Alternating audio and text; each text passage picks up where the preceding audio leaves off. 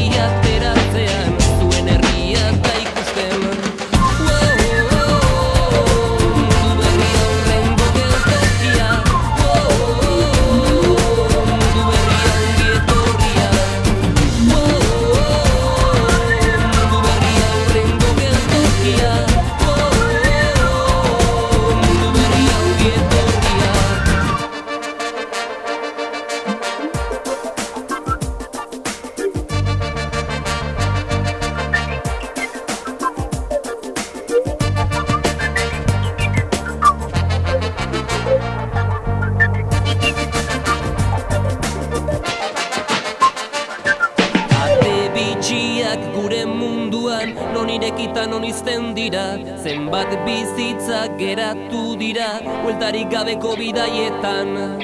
Miami, Cuba, Ceuta, Gibraltar, Mexiko, Texas, Disneyland. Mundu berriak suertatzen dira, garesti xamar benetan. Mundu berria aurrengo geltokia.